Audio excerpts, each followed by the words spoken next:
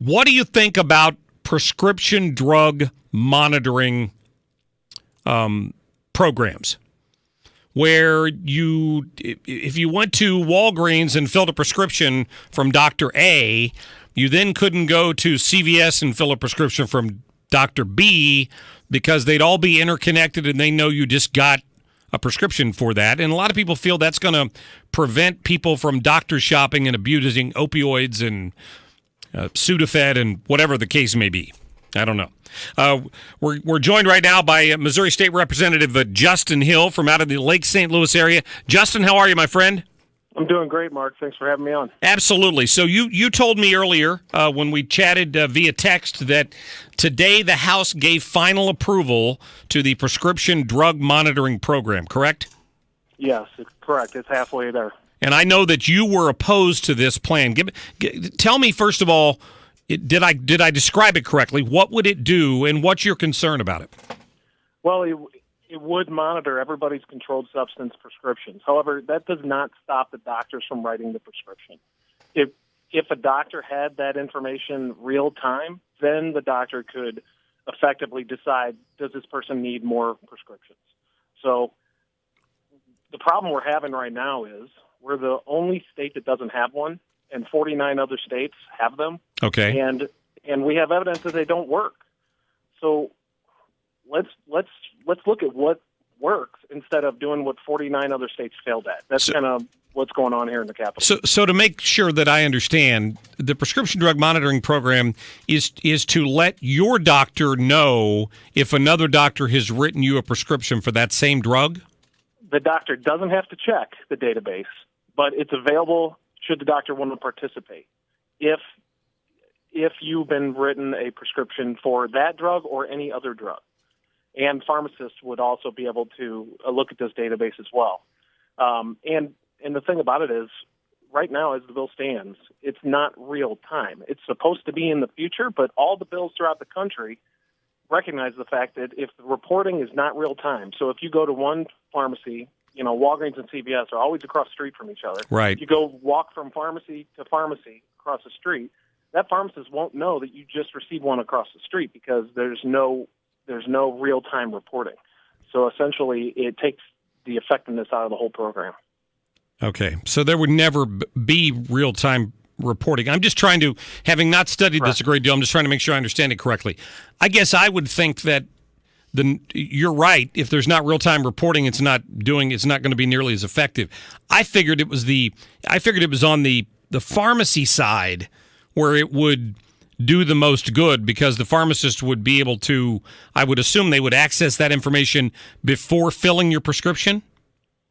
Yes. Right now, a pharmacist can, if you stay within the same system and you have the same insurance, a pharmacist has that information. But if you're a cash payer, they don't have that information. A pharmacist can always say, no, I'm not comfortable with, dispensing this.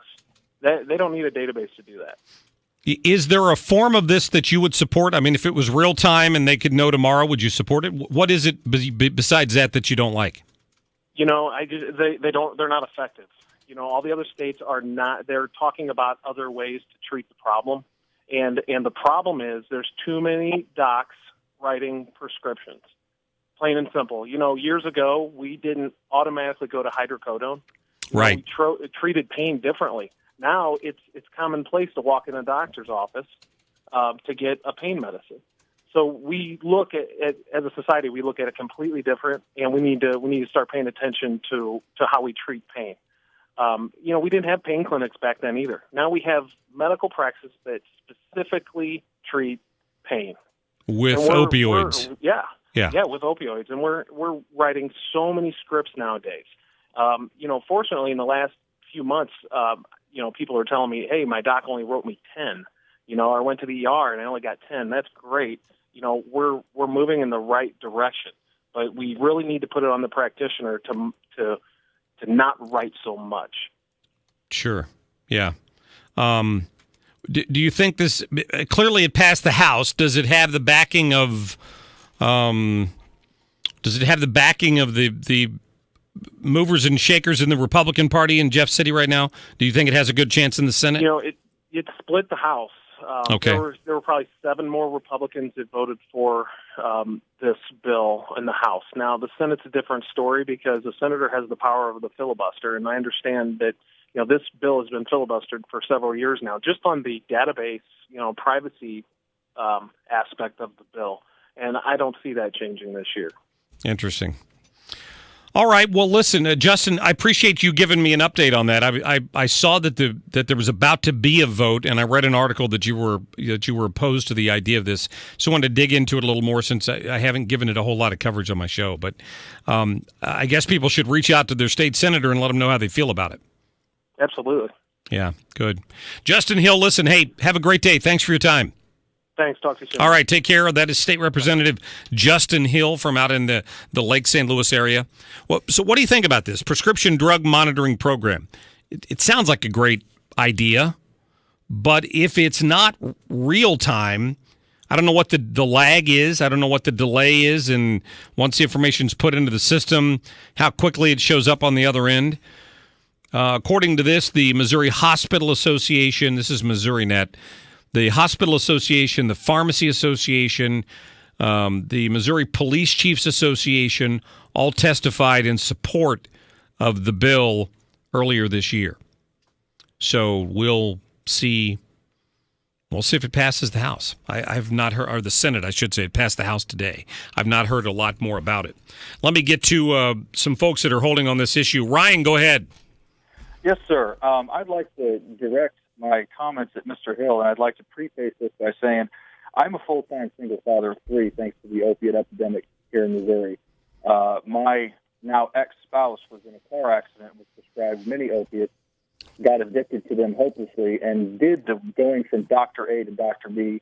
And this is things I found out later on, and then decided to choose heroin over her family for the final solution. And I just had these doctors need any weapons that they can get, including this bill, to try to prevent this from happening. And that anybody who is opposed to monitoring, these extremely addictive, but sometimes often necessary prescription pain drugs, just absolutely has my animosity and certainly will never have my vote. All right. Well, Ryan, I appreciate the phone call. Sorry for your particular situation that you've been through there. Mary Beth.